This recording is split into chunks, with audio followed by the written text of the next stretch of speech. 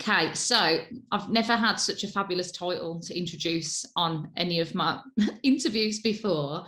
So Jojo's the business development and branding fairy godmother, and I'm very, very excited to hear you tell the story about where that came from, Jo. So tell me all about where that fabulous title came from. Are you saying that I'm the only fairy godmother you've ever had on your interviews, Amy? Yes, yes, I am, Jo. You are the only fairy godmother I've ever had. Well, I absolutely love that, and I'll give you a little swish to go with it.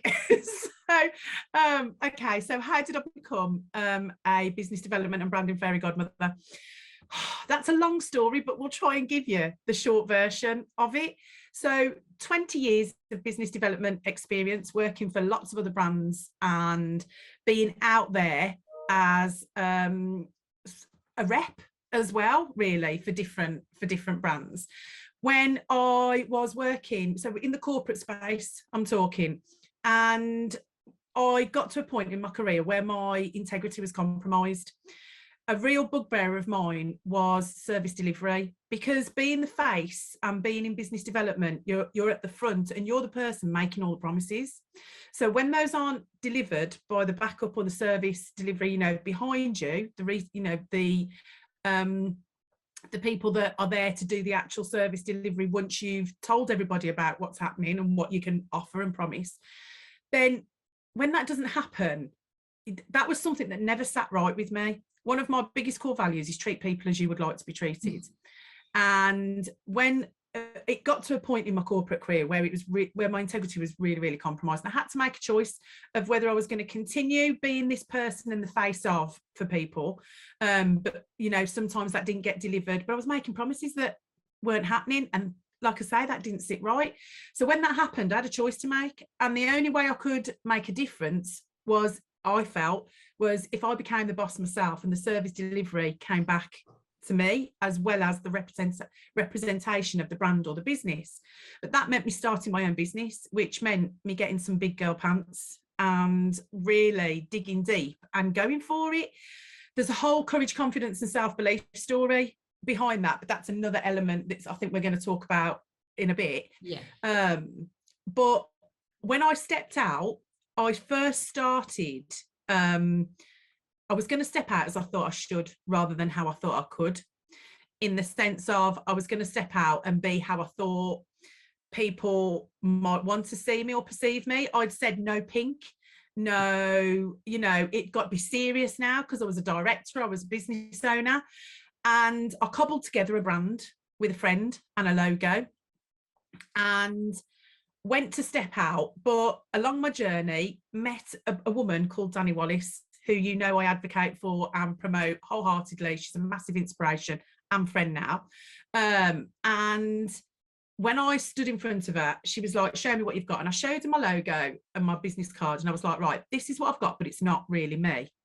That statement is really paramount to everything that I now do, believe and promote. So when I said that to her, she was like, hold on a minute. She was like, I've only known you 2 minutes. You're very pink. You're very leopard print. We've got that in common name, right? Yeah. And, you're very sparkly, and that's not you. And she was like, what made you successful in your previous career? And I was like, my personality. And it was at that moment that I had a huge light bulb moment, that I was like, I wasn't your average kind of rep. I was the girl that would waltz in, and I'd probably have toilet roll stuck to my shoe, but I'd style it out. I wasn't your average kind of really polished rep that would walk in the corporate world. I was the fun person with the personality that was very heart-led and was very genuine in my relationship building. And when Danny kind of challenged me on that, I was like, hold on a minute, why am I stepping out as I thought I should, rather than how I could? So I was going to be this consultant, if you like, but I wasn't a consultant. And I was more of a human person that really wanted to help, wanted to build relationships and connections, and it wasn't all about just the work and the job, if that makes sense. So when I started looking for a title for myself, coach didn't suit me, consultant didn't suit me. all these different things I went through just did not suit me. And business development for other entrepreneurs was all about seeing their potential, helping them fulfill their purpose, and really go out and giving them a heart-led business that they were proud of to promote and to sell. And when I started to think about it, I was like, I'm a bit like a fairy godmother. I see the potential. And that's where that kind of came from, because that title suited and it fitted, and that was me. And when it comes down to it, the business development and branding fairy godmother, the business development comes from the 20 years, and the branding came from that initial part of my journey, because I nearly got that so wrong. I became extremely passionate about, in order for your business to develop, your brand needs to fit you perfectly, else you will not step out, and you will not have that ability to sell effortlessly, because what you're sitting in isn't comfortable. Does that make sense? Yeah, well, yeah, obviously it makes 100% sense to me, because I've been through that process with you. So yeah, absolutely. And whenever I'm talking to people about you, the one thing that I say about you is that you see people. And the reason I wanted to interview you is because I think that that's really important, and it overlaps a lot with what I talk about. Even though our businesses are completely different, a lot of my focus is what people see in themselves when they're looking in the mirror. And what you are like, the voice inside the mirror, saying all the nice things back that people don't see themselves. And I think that like, I've just written it down when you were talking about that, seeing people in the mirror. And I think it is it's a really important part of what you do with people, a small part, but it's really important. And you are right, the fairy godmother absolutely fits you exactly perfectly. But I think what's really good is the way that you do your analogies, and the way you talk about the way that you talk about yourself, the way you talk about the ball gown and things like that we're going to talk about later. It helps people to understand what it is that you're trying to get them to do when they're thinking about their business and stuff. I think what you've just said is really interesting, because when you said about it's the voice, I'm the voice in the mirror. If you go to Snow White, yeah, who's the mirror on the wall? Yeah. Who's the fairest of them all? Right? I've actually got something that I'm mirror on the wall. Who's the sassiest of them all? And it's yourself, if you allow it. And it is seeing that what I'm a natural creative. It's one of my skills.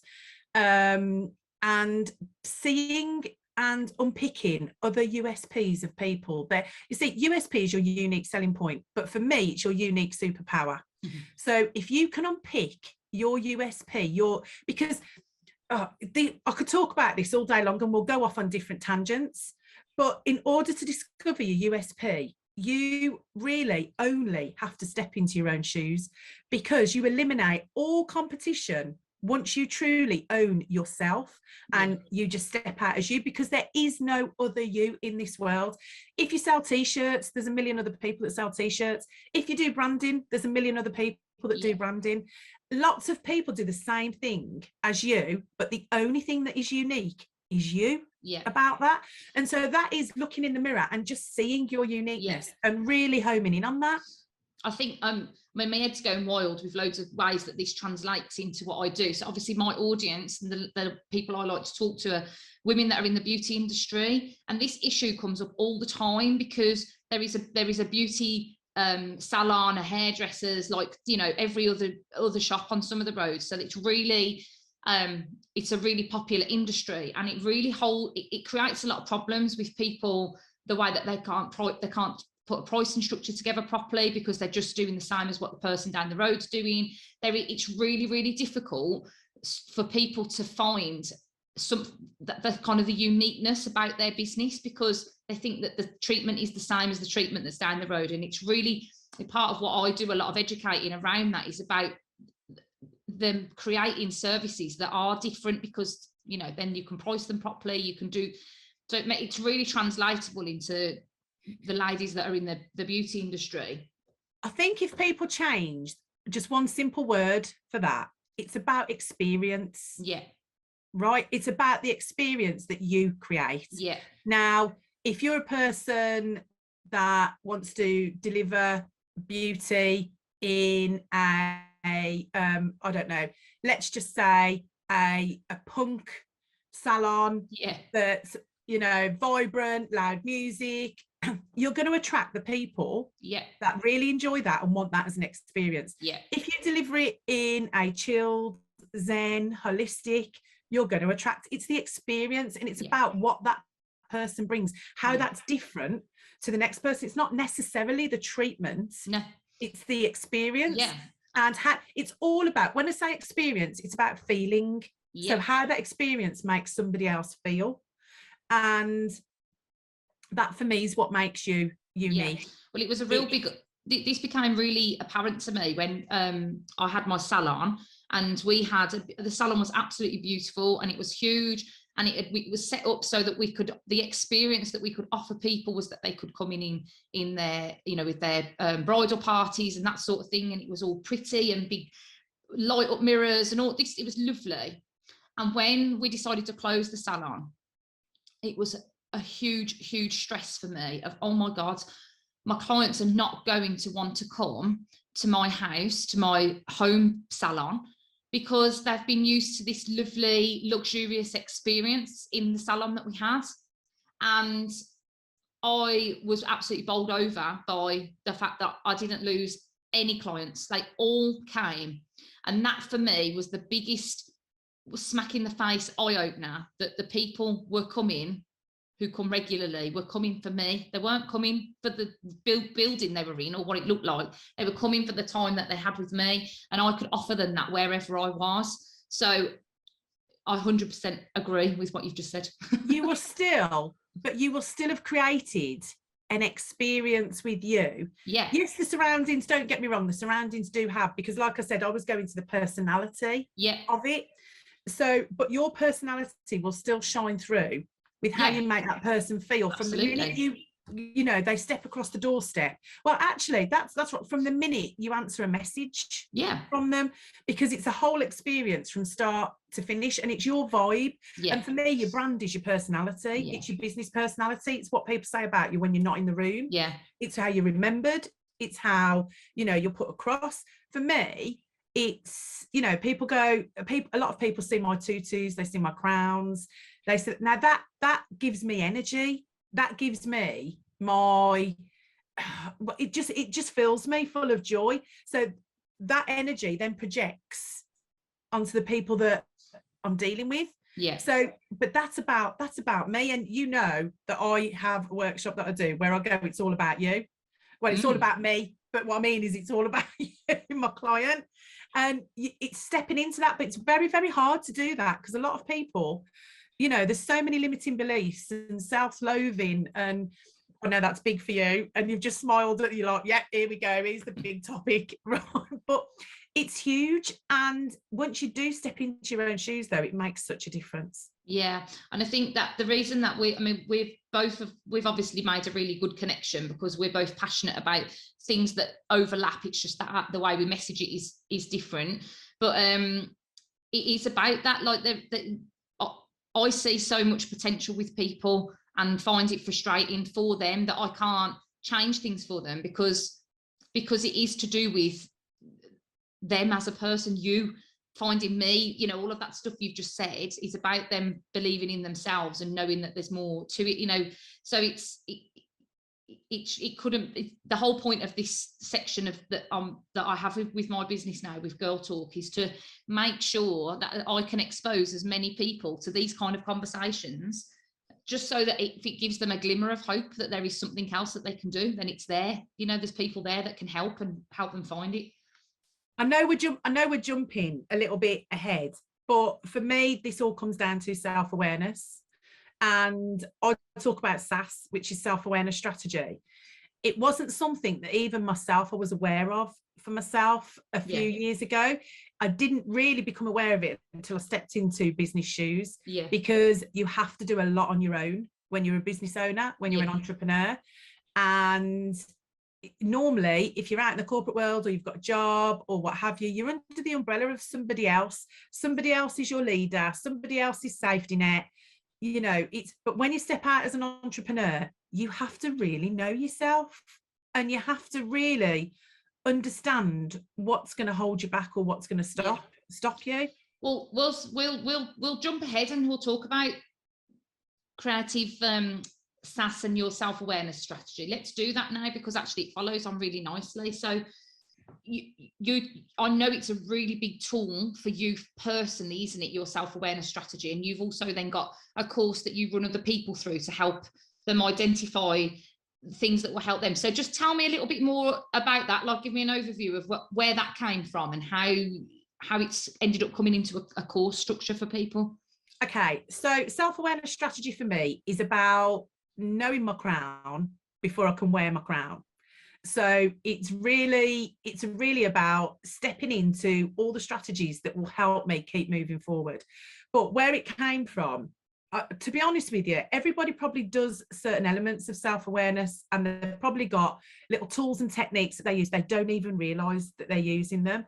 I've been using them since I was really young, and it's not until I started to really get in depth and go back and have a look that I was like, that was a coping strategy for me. That's how I used to get out of these situations. But when you're in business, if we're going to business relate it, but it's very much life related as well. We're both on a mission to spread that message more, I know that. But within business, you will hold yourself back and you will stay stuck because of your limiting beliefs, because of courage, confidence, and self-belief in different areas. So in the basic term, you kind of have to have a word with yourself, because nobody else is going to do it for you. You have to take responsibility for how you're feeling. You have to take responsibility to get yourself out of it. And you have to take responsibility to find methods, routes, techniques, strategies to keep yourself moving, because it's all about motivation and momentum when you're in business. So when I stepped into being an entrepreneur 2 years ago, and there was many times that I just thought I either can't do this, or, you know, I haven't got any qualifications. That massively held me back. I thought I couldn't be a director because of that. But actually, one of my self-awareness strategies is rapid reframing. And I had to rapidly reframe that, because that would have held me back and it would have stopped me in my tracks. It would have stopped me going for my dreams. I believe in turning wishes into reality with strategy, because you absolutely can. Where there's a wish, there's a way. You've just got to figure it out. So when I was sort of in the earlier stages, and still now, it's really important to know that SAS, self-awareness strategy, stays with you throughout your whole time in business, because every time you level up, the limiting beliefs become different and bigger, because it depends what leap or jump you're making. So I had to come up with certain aspects. The rapid reframe one, I hadn't got any qualifications. I rapidly reframed it to, I'm an awesome creative and I've got 20 years of business development experience. The minute I started hearing those truths instead of the old negative truths was the times that things changed, but I had to make it a habit. I mean, I could talk about habitual, like, you know, having habits, successful habits in order to be successful in your business all day long. But I had to use it consistently. That was the other thing as well, being consistent in my strategies, because if I didn't, I would have just heard the negative truths. And it's absolutely outrageous that we actually only hear the negative things about ourselves. We don't hear the good stuff. We don't tell ourselves the good stuff. And our brain is a really powerful thing. If you can actually tell it something and it will believe it, but because we only hear the negatives, that's all we tend to believe. So that holds us back. So having a strategy to go, hold on a minute, I know that I'm about to take another leap forward. If I know that my monkeys are going to come in my head. Therefore, I need to be ready to combat them with the positive truths that I know to be correct. I.e., I'm an awesome creative. I've got 20 years business development experience. I'm a powerhouse of positivity. These were my good points. I stopped listening to the bad stuff. And it's like I say, it still comes back. But now I have my strategy in place that I'm like, when I know that I'm shifting up a gear, I'll hear those instead. I don't know if that makes sense for you, because I feel like we're jumping a little bit, but I want to try and give you as much value as possible, because I'm so passionate about people believing in themselves that they need strategies in order to get to that point, because it's not easy. I mean, the mind monkeys is something I talk about a lot, about the chimp that's in your head. I read the chimp paradox a couple of years ago, and it blew my mind really with how clever that was, because for me personally, I have got really, really talkative chimp. It's naughty, really naughty, and I didn't know that it was a thing until recently, and learning about it and knowing it's there and understanding which voice it is that's doing that, it helps. It's been a massive help for me, because I know that when it's going, I can hear now it's just that the chimp, basically. It's not my actual self-awareness. That's your self-awareness, because you are aware that you can self-sabotage yourself. But I think this whole conversation about self-awareness, I find it quite mind-blowing, because I mean, I've been there before in the past where I've felt very much like life was kind of happening and just existing in it. And I feel that a lot of people do exist in that mind space, and I really believe it's a reason why there's so much mental health and stuff like that around, because people are not aware of self-awareness. That sounds a bit of a weird sentence, that's exactly, but you know what I mean? Because exactly these things they're going on, life's happening around you, you're reacting to things and feeling things, but when you're not aware that's what's going on for you, and unpicking it and trying to figure out how it's making you feel, it ends up getting stuck in different ways, doesn't it? Normalizing it and realizing that it happens to everybody, because we self-deprecate so easily. When do we self-praise? Hardly ever. And that for me, I'm so passionate about being proud of yourself. You know, I always used to be ridiculed for, oh, you're so positive, right? And so I used to dull my positivity down. And it wasn't until that I decided to step into my own shoes and really own them. And for want of a better word, can I swear on here? Go for it. Not give a shit what anybody else thought. It wasn't until that I stepped into those shoes that actually life just became so freeing, and it just changed for me. And it sounds really easy, but I also took responsibility for how I was feeling. And responsibility is a big part of self-awareness. It's a massive subject. I mean, obviously your course is it's a few months long, isn't it? You know, people tuning in. It's not just something that happens overnight. It's something that you kind of have to work on, isn't it? But it's just, I think that first step is just being aware that there is a different option to it. You don't just have to keep dealing with this, not making any progress, not moving forward, you know, feeling crappy, having days where you can't get out of bed. I think when that's all happening too often, it's time to start having a little look at what else can change in it. I mean, we've always had a phrase between me and some of my work girls about being in a pity party, and we say it's okay to have a pity party, but you've got to do it, enjoy the pity party while it's happening, because you need to have that time. You need to feel your feels. That's enough now, and what am I doing to move out of it? And I think part of my job with the coaching work I do is it's constantly trying to help people get out of that pity party, because they're not learning to do it themselves. So you have to keep motivating and trying to pick them up and figure out what works and what doesn't. And it's I think it's really, really important that people hear about it, and you're a great person for them to hear about it from, because you are positive. It is about feeling the feels, and I have the pity parties as well. I mean, this still takes on to a whole other subject, so we won't stay there, but you know, they're affected by your hormones in your cycle as well.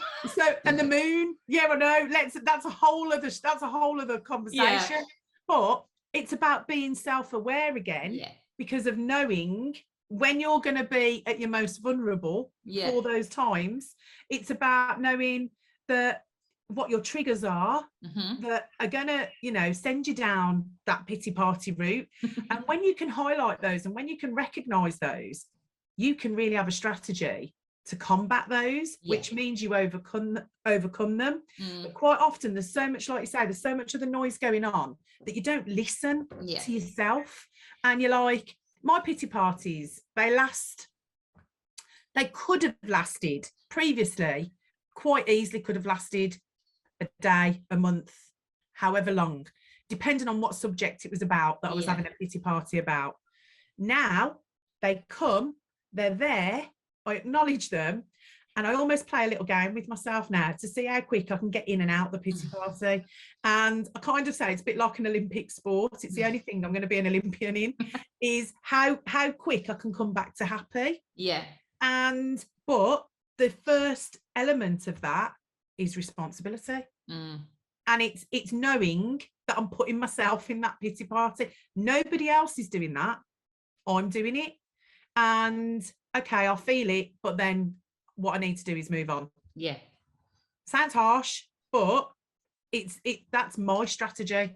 Yeah, well, when you were just saying about people complaining to you about being too positive, I was out with my friends last year, and I remember having a conversation about with one of my bugbears, as you well know, is social media. So we were having a bit of a chat about social media, and she's like, oh, you know, people only ever put people always look like they're happy on social media. She went, except you're always fucking happy. And I was like, it was like, took me by surprise a little bit. I was like, so I then started to justify why I'm not always happy, and felt that I needed to go, no, I'm sad as well. And I thought, actually, that is just the most ridiculous things. That somebody's actually looks and thinks, oh, I'm happy. I thought, well, actually, generally I am, but I've made my life that way. I know the things that make me happy. I know the things that don't. I know the things that drain my energy. I've left a blooming career. You know, I walked away from a career in the police. I've opened and closed a salon because it didn't work for me. You know, I work things through and figure out what works, and that's why generally I am quite a happy person, because my life is how I want it to be. And you know, and you think, God, as if you then start deflecting back because somebody's like, well, I'm not very happy that you're happy all the time. I can totally relate to that, because there was a time in my life where I did have, you know, a couple of people around me that you couldn't really celebrate your joy for fear of it being kind of judged, for want of a better word, because their life might not be as great, and that's their problem, not yours. But because I've got a heartfelt nature as well, sometimes I'd almost look for things to and like, when you think about that, that's absolutely ridiculous. But it is about knowing yourself, and it's about knowing the triggers, because everybody's triggers are different as well. So, you know, it's about really taking notice of yourself. But most of all, I do think it is about understanding that you are going to have these pity parties. Let them come. Yeah. Feel them. But like you say, don't move in there. Yeah. That sounds harsh. Yeah. And whenever you say to people, the responsibility is on you, some people don't like that. Yeah. But if you can accept that, then that's a huge move forward. Well, that podcast that you recommended to me, the one with Mo Gaudat in it with Stephen Bartlett, and Mo says in his book, he talks about being happy, doesn't he? And he says happiness is a choice. And they laugh. He says, I'm going to say this now. He said, and you're going to lose half the listeners off the podcast because you do choose to be happy. I mean, it's a whole, he's written a whole book on it, but it's exactly the same as what you're saying. You know, the first bit starts with making a choice about, is this right for me? Am I enjoying how things are? If the answer's no, then you've got to change them up, haven't you? You've got to start figuring it out. Who intentionally would choose to be unhappy? Yeah, exactly. So it is a choice.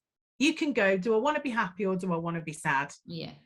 And, you know, I've been through a couple of different adversities and traumas within my life. I'm a survivor of the childcare system. I am at the other end of a marriage breakup. I'm 12 years on now. But because I was in the childcare system, one of my biggest goals and wishes was to have the 2.4 married with children, white picket fence, Walton family. And I got it. I achieved it. as it happened, it wasn't right. But for me to walk away from that and leave that was one of the biggest things ever. Yeah. And I had a choice, and I could have continued to torture myself over that wasn't right or whatever, or I could be happy and choose happy. And it wasn't easy, but that's when I first, I think, started using some of my self-awareness strategies, but didn't realize I was doing it. Yeah. And that's when I discovered the no switch, or as I call it, the good switch. It's like Glenda out of The Wizard of Oz. She's the good witch, right?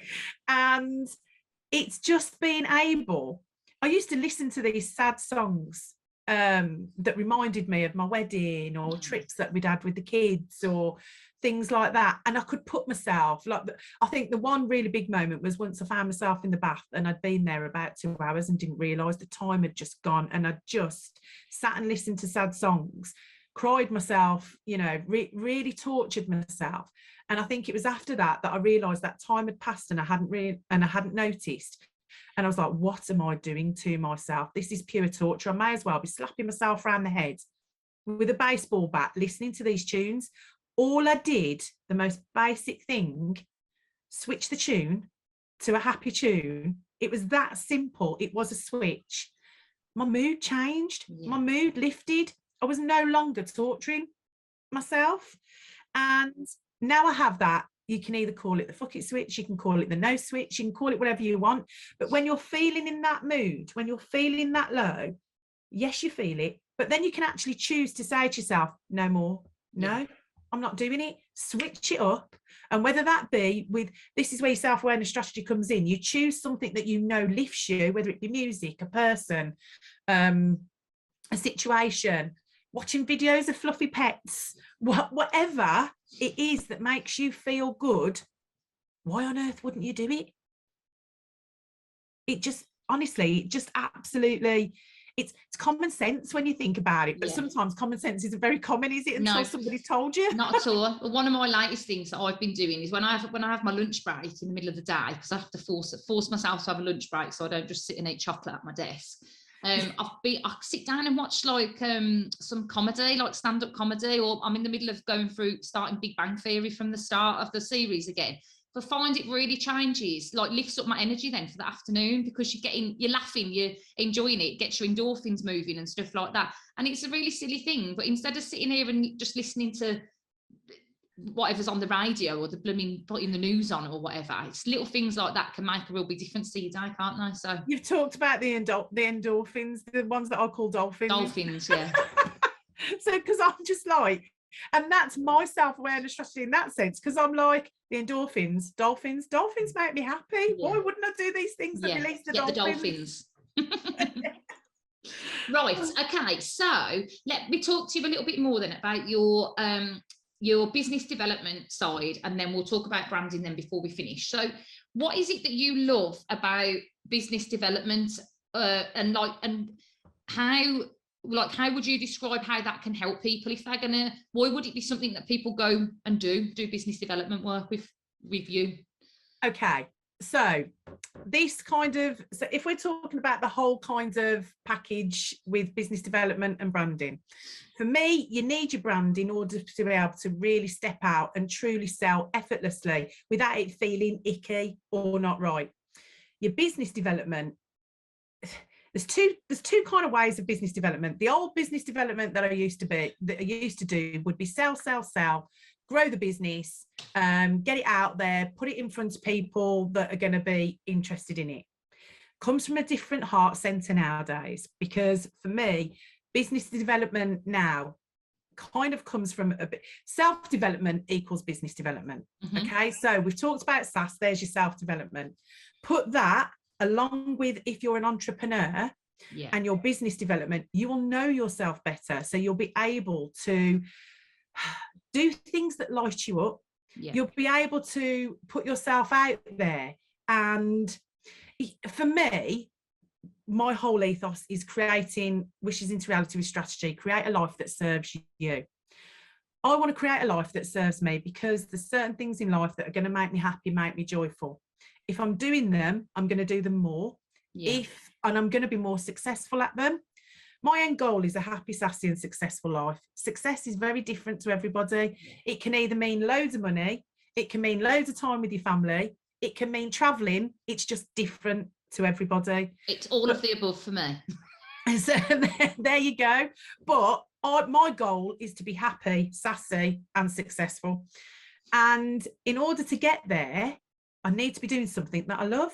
So helping people is something that I love. Helping people with their businesses is something that I'm good at. So I help people create businesses that serve them and give them the life that they want. I.e., for argument's sake, for me, I do want to be able to travel. I want to be able to go and live in France, where I've got a beautiful space for my kids to come. Now, business development, I need to end, that's my end goal, right? I mean, there's a whole other Chateau Sass, which we could talk about, but that's my end goal. I need to reverse engineer that. So I've got to develop that from the ground up in order to get to that end goal. Now, that means that I've got to develop my connections. I've got to develop my packages or whatever I'm going to sell in order to get to that point. I've got to develop the systems and the processes that go into making that business sustainable and making sure it's reaching the right people so that it keeps lighting me up. Does that make sense? 100%, Joe. It's a very. We haven't had this conversation before. That's the first time I've heard you talk about Chateau Sass. But my story at the moment is exactly the same, because it's not for Chateau Sass, but my kids are younger than your children. They're 8 and 5, and I want to travel with them before they are too old to want to come away with me. So which does happen. I'm there now. Yeah. So some of those, some of that's a bit, I mean, I'm talking about at some point wanting to pull them out of senior school and stuff and actually travel with them for an extended amount of time. So because that is one of my end goals at the moment, I'm having to create a job, the way that I run my business has got to fit that. Which is one of the reasons why I decided to stop working, with clients other than my bridal clients, because I need to not have my business be only running while I'm in Birmingham, because I don't want to be in Birmingham all the time. I want to be moving. So it's got to be something that accommodates that. So I absolutely get where you're coming from, because I'm going through the same process myself. Picked an end goal, well, a mid goal, when the kids are a little bit older, and you've got to work to that, because that's what we want to do. And you have to create that, but that business needs to develop in that direction. Yeah. If that, you need, I call it setting your sass nav. You absolutely have to set it so you know where you're heading, you know where you're going, so you can take the most direct route and the route that will the route of least resistance as well, really. But I've just created a package that is called Space, and it's called Creative Sass Space Staycation. Now, that is an offering that I get to work with my clients on their businesses. We take them out into a space. It's going to be a rural space. Now, the reason it's going to be a rural space is, for me, creativity absolutely blossoms when you're out in nature. Don't worry, I'm not taking them to a tent in a field unless they wanted that. I'm thinking like a cottage location. We're taking them out of their business so that they can work on their business rather than in their business. Now, that helps the client, and that gives the client pure space to think, get creative. We create packages so that we could create their plan, if you like, and come up with the ideas and the strategies of how they're going to get there. But what that does for me, that in my own business development, what that's doing for me, that is putting me in a space that I absolutely love, in a cottage, rural environment where my creativity absolutely flourishes. And I can spend time with the client. I can have some time for myself to work on my own business. And I'm in an environment that I absolutely love. And potentially, if I'm there for a week, the kids can come at the weekend, so I get my family space as well. That is creating the life that serves me. But what I'm doing is ticking all the boxes. And I think a lot of people are scared about running their own businesses because they feel all the pressure. And it is hard. It's not easy. But if you develop your business with you in mind, and you're really thoughtful about the end destination, developing your business from this end can create like pure magic for you and give you that joy, give you that every day. I was spinning around the office yesterday because I absolutely couldn't believe I was lucky enough to be doing what I'm doing. This is a job, right? Don't get me wrong, this morning I had a few tears because I was a bit overwhelmed because there was so much stuff going on because I haven't got my admin in and and everything else. But I had my little pity party and then I jumped straight back out of it again. And I was like, you know what? I'm so grateful to be in this situation. But your business development is absolutely key to where you're heading. Otherwise, you'll stay stuck. And I think as well, the reason that it's a real benefit to have the services that you offer with business development, because actually it can be really difficult to find the right people to have these conversations with. I mean, if people aren't working for themselves, or they're not in your industry, or they're not on your wavelength they might be on your wavelength with being your mate or being your mom, but they're not necessarily on that same headspace. And people's own like limiting beliefs and stuff can have an effect on how they will talk to you and how big they will let you dream, won't it? So it's really good to have somebody like you to be able to come and have those conversations with, and you know, the sky's the limit really, and you help to kind of funnel down how to make that get to that sky basically, don't you? And it's the knowing of the potential as well. And when you talk about other people being around you, that's fear, that they are fearful for you, because it's an age-old rule that if you've got your own business, it's a risky business. Oh God, but actually it can be so freeing. It can be so just you can make it so it's so enjoyable. And that comes down to one of those old patterns of what we're told. Oh, if you've got your own business, it's just going to be full of stress, it's going to be full of this. It is, but people wouldn't have kids if you had kids, if you listen to all the things that people say about having kids, would you? Do you know what I mean? It's about knowing and having somebody else in your corner that will go, do you know what? I mean, a lot of the people that I work with, I class myself as a mentor. I'm not a coach. And that's because I'm lived experience. And I often work with people, although saying that, I am working with people that have got established businesses as well, because the creativity and the business development side, I've got 20 years of experience of that. But just to have somebody in your corner that is traveling the same route as you, might only be just a little bit ahead of you, to go, do you know what, actually it's not as bumpy as you think it's going to be, it's going to be okay, or it is bumpy, but guess what, there's ways around it. That's it. That can be really, really supportive. And in the online space, there's not many business development sort of assistants. There's business coaches, you know, that can be for your mindset, but business development as well is about putting those opportunities for you to get to your bigger goal, and almost as well thinking, you know, what else, how else can this business grow? I always use an analogy of like a hairdresser. If a hairdresser came to me and said, oh, I really want my own mobile business, my head as a business development, well, fairy godmother as well, because I'm looking at the full moon, not just the crescent, my head straight away goes to, okay, you want your own mobile hairdressing business.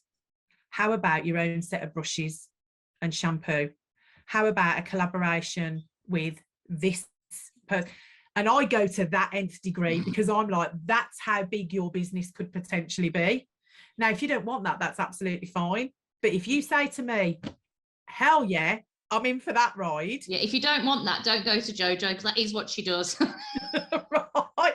It's literally, how big can you think? Because again, at the very beginning of my business, I thought small, and it was one of the biggest mistakes I made. And it's through learning through my mistakes that I now teach and mentor, because it's passing that knowledge on and back. But think big. Think big. I always like, whenever I do my interviews, it creates some stuff for my socials and that as the week goes on.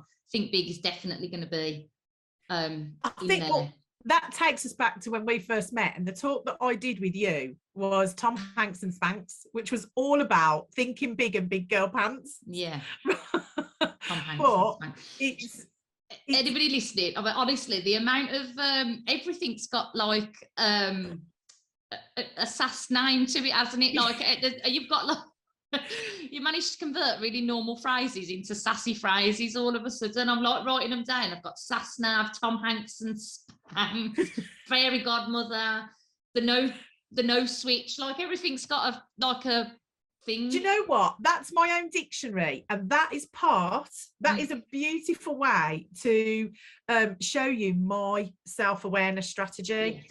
In order for me to really stay interested in my business, it's got to be sassy. Yeah. It's got to be lively, bold, full of spirit, and a little bit cheeky.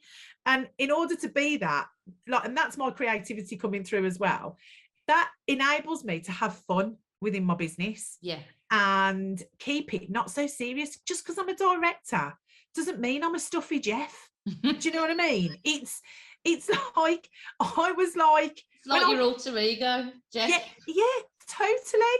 And Stuffy Jeff was how I started my business. We've kind of come full circle. Yeah. Stuffy Jeff was how I thought I should be within business, not how I could be. Yeah. And I really did have to tell Jeff to be perfectly honest with you, because if I hadn't, my business wouldn't have lasted, because I'd have been bored and fed up in it.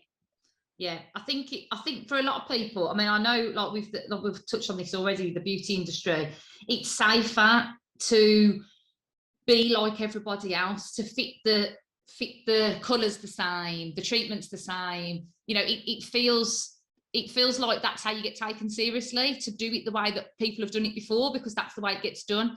And actually, you know, we know that is not the case, but you do need the right people around you when you're trying to say, oh, I'm not doing it like that, I'm doing it a bit different. You do need people around you going, yeah, I really like that, because otherwise when you get the ones going, I don't think you should do it like that, I don't think that's the right way, you've got to be a really strong person, haven't you, if you've got no support in the other direction.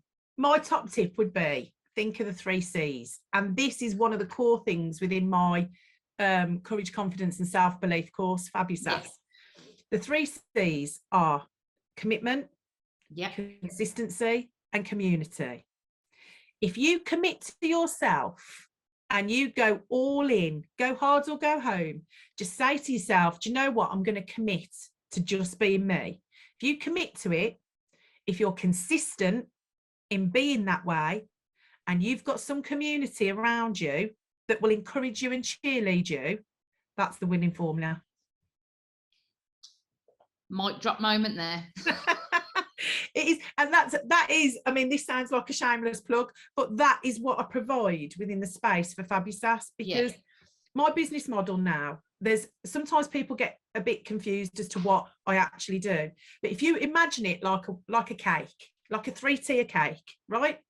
On the bottom, the biggest layer for business development and branding and being an entrepreneur and in business, the biggest layer at the bottom is your courage, confidence and self-belief.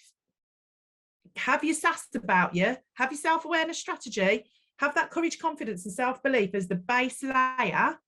That will enable you for the next layer, which is to truly step out in your brand and your personality as you, because you'll have the courage, the confidence, self-belief to step out and just be you and absolutely own it. On the next layer, you've got business development. Yeah. Because you need the bottom 2 in order to really go wholeheartedly with the top layer in the business development. Well, it makes perfect sense to me. And again, anything that's got a cake analogy, I'm all up for.